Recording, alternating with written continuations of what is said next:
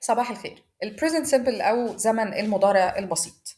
أول زمن هنبدأ ندرسه في الإنجليش. تعالوا نتعلم إمتى بنستخدم زمن المضارع البسيط. بنستخدمه لما نكون بنتكلم عن حقيقة أو حدث بيحصل بشكل متكرر. مثلا نقول the sun rises every day. تشرق الشمس كل يوم.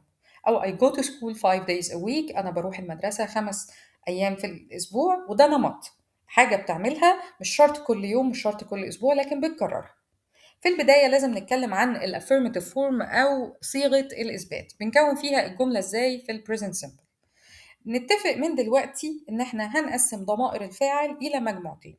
I, you, we و they وأسماء الجمع هتبقى مجموعة، ودي بيعامل معاها الفعل بطريقة، وهي وشي وإت والأسماء المفردة ودي بيعامل معاها الفعل بطريقة مختلفة.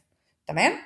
اتفقنا في البداية إن أنا علشان أكون جملة لازم تبتدي بفاعل أو ضمير فاعل، ثم يليها الفعل، ثم يليها تكملة الجملة، وقلنا إلى حد كبير هي شبه الجملة الاسمية اللي احنا درسناها في اللغة العربية. نبتدي بأول مجموعة على الشمال اللي هي ضمائر الفعل اللي بتضم I و you و we و they وأسماء الجمع، واللي بيتضاف لها الفيرب في الانفينيتيف. يعني ايه الانفينيتيف؟ الاي ان اف اختصار انفينيتيف او المصدر. قال لي فيرب في الانفينيتيف، أو قال لي فعل في المصدر، أو قال لي فعل في التصريف الأول، كلهم ليهم نفس المعنى، إنه فعل بدون أي إضافات. ناخد المثال: I play football. We go to school. You study English. تعالوا نلاحظ تكوين الجملة.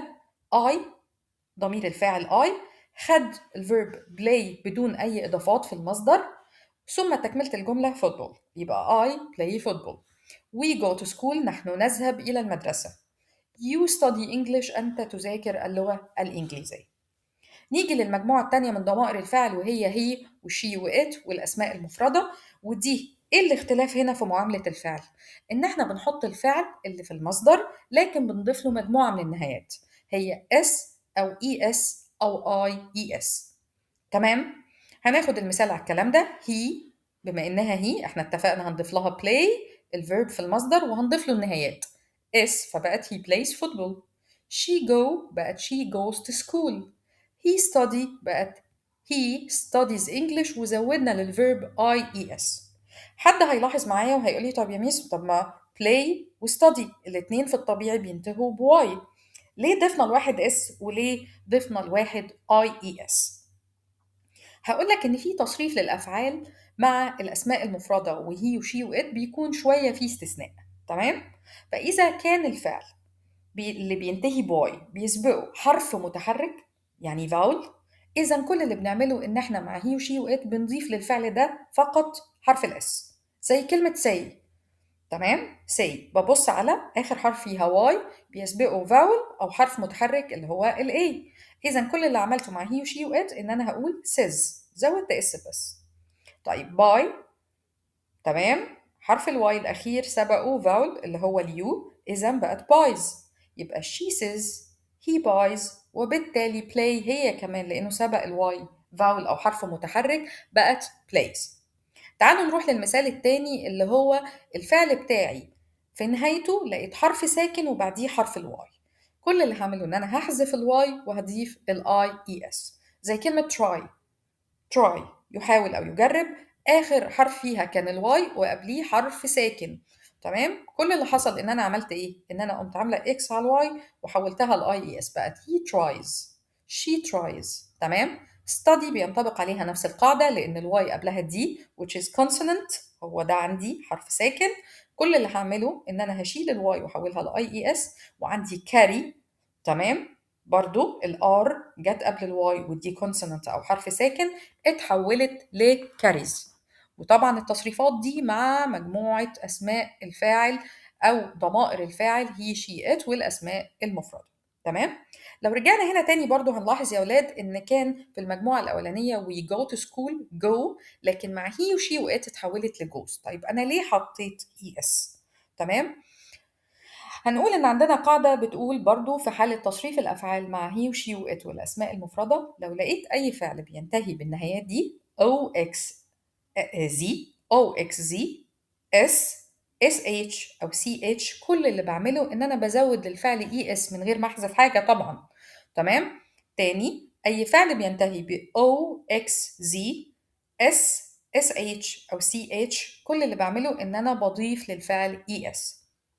الأمثلة بتاعي هي go اتحولت لgoes، fix بقت fixes يصلح، pass passes، watch watches. تمام؟ وطبعا أنا بضيف النهايات دي مع he و she و it والأسماء المفردة فقط في ال present tense أو المضارع البسيط. كده اتكلمنا على ال affirmative form أو صيغة الإثبات. دلوقتي نتكلم على ال negative form أو النفي.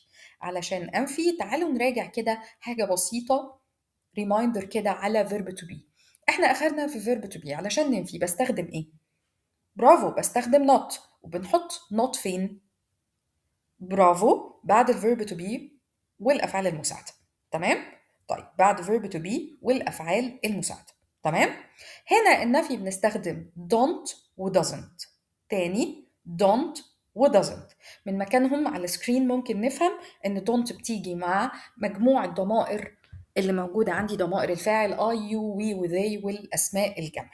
و doesn't بتيجي مع he و she و it والأسماء المفردة. طيب مكانها فين؟ مكانها قبل الفعل. تمام؟ مكانها فين؟ مكانها قبل الفعل. نلاحظ ان انا لقيت في البداية don't و doesn't، هلاقي verb في المصدر. وقت ما اشوف don't او doesn't يبقى هلاقي فعل في المصدر. ايا كان بستخدم المجموعة الاولى اللي هي I و you we و they او he و she و it، سواء كان الاسم جمع او الاسم مفرد. تمام؟ يبقى اول 3 قواعد في النيجاتيف فورم نحفظها. احنا بننفي اول حاجة ب do not و doesn't، don't و doesn't. don't بتيجي مع I و you we و they واسماء الجمع. doesn't بتيجي مع he و she و it والاسماء المفردة. تاني حاجة شفت don't أو doesn't في الجملة، أعرف أيا كان الضمير اللي موجود قدامي أو الاسم مفرد أو جمع هلاقي الفيرب في المصدر بدون أي نهايات. تالت حاجة باخد بالي منها إن don't أو doesn't مكانهم في الجملة قبل الفعل. يلا نطبق. في المجموعة الأولانية مع I و you we و they وأسماء الجمع بيجي بعدها don't ثم الفعل في المصدر. I don't play football، we don't go to school، we don't study English. تمام؟ النفي الناحية دي بيكون ب don't. نتكلم على he و she و it والأسماء المفردة، النفي هنا بيكون ب doesn't ثم بيجي الverb برضو في المصدر. He doesn't play football، she doesn't go to school، he doesn't study English. متعودين بعد كده هنتكلم على yes no question أو السؤال بهل، واتفقنا إن أي سؤال بهل بشوفه قدام عينيا لازم يبتدي بفعل مساعد، verb مساعد موجود في الجملة. طيب إيه هي الأفعال المساعدة في ال present simple؟ هي do و does. do و does. تمام؟ واتفقنا إن بعدهم برضو في السؤال بيجي الفعل في المصدر. يبقى إحنا في البيج اللي فاتت النفي بلاقي الفيرب في المصدر، السؤال بلاقي الفيرب في المصدر. الجملة بيصرف فيها الفعل فقط لما بيكون في جملة مثبتة في الأفيرماتيف فورم. النفي والسؤال الفعل فيهم بيكون في المصدر. يلا نشوف تكوين الجملة. يبقى طبعا بتبدأ بدو ثم ضمير الفاعل ثم الفيرب في المصدر. Do you play football؟ Yes I do. No I don't. طيب كده do في حالة you و I و you و we و they والأسماء الجمع. طيب في الناحية التانية هنلاقي does اللي بتيجي مع he و she و it والأسماء المفردة، وطبعا الفيرب في المصدر. وما ننساش في الحالتين ال question mark. Does he play football؟ Yes she does. No she doesn't. تمام؟ البنكتويشن yes و no، ما ننساش الكوما، وما ننساش في آخر الجملة الفول ستوب. إضافة بسيطة بنضيفها إزاي بنسأل بأداة استفهام. نسأل بأداة استفهام يعني نحط question word. إيه هي ال question words اللي إحنا أخدناها يا أولاد؟ اللي هي أدوات الاستفهام. أين where، كيف how، ماذا what. تمام؟ وكل أدوات الاستفهام اللي إحنا أخدناها. فرضاً أنا عايزة أسأل سؤال أقول مثلاً على سبيل المثال أين ذهب أي شخص؟ أين ذهب أحمد؟ أين يذهب أحمد؟ Where does أحمد go؟ تمام؟ هبدأ الجملة إزاي وهكونها إزاي؟ أنا مش عارف. بنفس طريقة السؤال بهل، لكن قبل الفعل المساعد هحط أداة الاستفهام. افتكروا المرة اللي فاتت السؤال بهل احنا حطينا أداة الاستفهام ثم ضمير الفاعل ثم الفعل في المصدر. مش هيفرق حاجة على الجملة نهائي غير إني أحط في الأول قبل الكلام ده ال question word أو سؤال أو كلمة الاستفهام. يبقى أنا عايزة أقول ماذا يلعب؟ هقول what do you play. question word يليها الفعل المساعد ثم ضمير الفاعل ثم الفعل في المصدر، وطبعا ال question word question mark في الآخر. What do you play? I play football.